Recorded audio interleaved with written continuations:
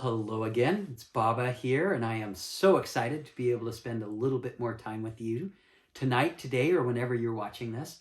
And we have a special book. We're kind of switching things up a little bit. And this is a book that I loved when I was a kid. Not a book, but the comic books, which was Spider-Man. And this is special for a little lady named Coco Bean. And she knows who she is, who loves Spider-Man. So we are going to read the first part of a Spider-Man story. And these are by Marvel Comics, and they are awesome. So we'll get right to it with Baba. Can't wait for you to have your spider senses tingling. Psst. Spider-Man, Spider-Man, does whatever a spider can. Spins a web any size, catches thieves just like flies. Watch out!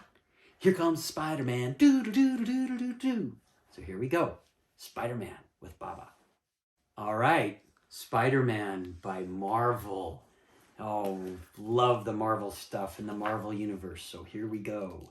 Let's get into the first story of Spider-Man. Peter Parker was just your average teenager from Queens, New York. He lived with his Aunt May and Uncle Ben, and he attended Midtown High. Attended means he went to school there. Peter was very studious and considered one of the smartest kids in school. Unfortunately, his good grades didn't make him very popular with some of his classmates. Everyone likes to be popular. Flash Thompson, the school bully, regularly tormented Peter. One day, Flash pushed him to the ground, and Peter's books and papers scattered everywhere. "Hey, Parker, you dropped your books," Flash sneered. School was tough for Peter, but he was always happy at home. Aunt May and Uncle Ben loved Peter completely. Uncle Ben always reminded Peter that if he was going to do something, special with his life. "You are incredibly smart, Peter," Aunt May said. "You have ability to be anything you want to be." "Well, actually, I was thinking I might want to be a scientist someday," Peter replied. Uncle Ben put his arm around Peter. Science is a very important job. Science is power. And remember, with great power comes great responsibility. Then one day, Peter's life changed while he was on a school trip to the science hall. He was excited to see real-life scientists at work. But while Peter looked around at the exhibits, a spider passed through radioactive waves. That's like some stuff that can change things, radioactivity. Peter was so distracted he didn't even notice when the radioactive spider headed right towards him. At that moment, the radioactive spider bit Peter.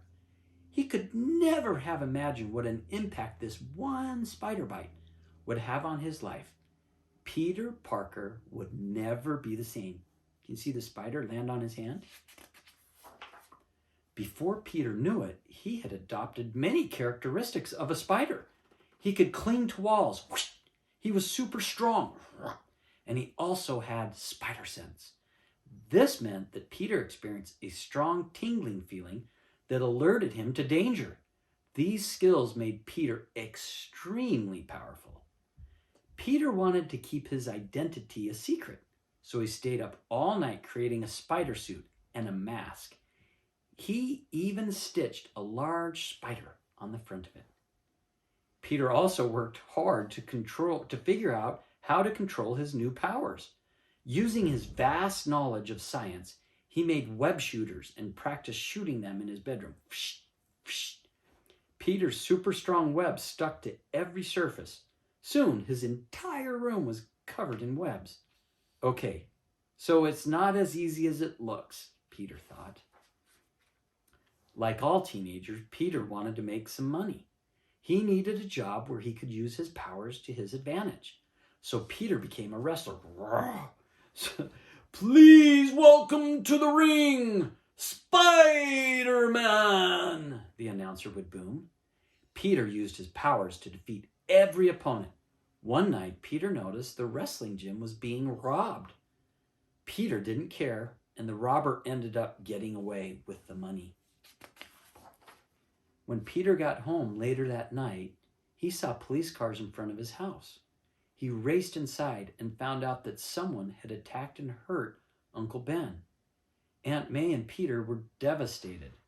The police officer told Peter not to worry because they had the criminal cornered at an old warehouse. But Peter knew he had to take matters into his old hands. Peter put on his Spider-Man suit and swung through the city. He was determined to avenge Uncle Ben. At last, Peter arrived at the warehouse. The thief was stunned as he watched Spider-Man in action. Spider-Man shot a web and trapped the crook. After getting a good look at him, Spider-Man realized that it was the same criminal he had watched escape from the wrestling gym. If only I'd stopped him then, he thought. Peter vowed that from then on he would help others whenever was in his power. He would never let anything like this happen again. Just 1 month earlier, Peter would have been busy studying for his chemistry final like any normal teenager, but everything had changed. He still might have to do homework from time to time, but Peter was also Spider-Man.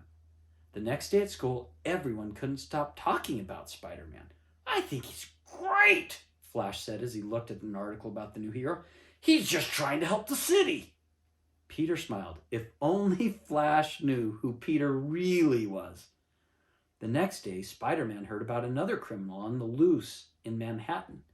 Spider-Man swung down to confront the villain, who he discovered had the ability to control electricity. It was Electro. The hero used his web shooters, and after a few tries, the supervillain was defeated. In that moment, Spider-Man realized something. It was his destiny to always protect others, and if he worked hard enough, maybe one day he could become a great superhero.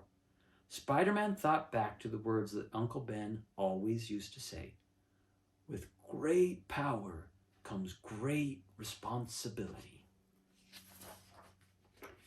Peter Parker might seem like your normal teenager, but there is a part of him that is extremely special. He is a superhero who can scale buildings and spin webs. He is the amazing Spider-Man. Spider-Man. Ho, ho, ho, ho. The origin of Spider-Man. And you know what? Not all of us can shoot webs or climb buildings, but all of us have amazing things about us. So find out what you're amazingly good at and do those things. And we can all kind of be superheroes in our own minds and for other people around us. So we'll have to catch up on another story with Peter Parker soon. This is Baba saying goodbye. I hope you had a great time reading about Spider-Man with me.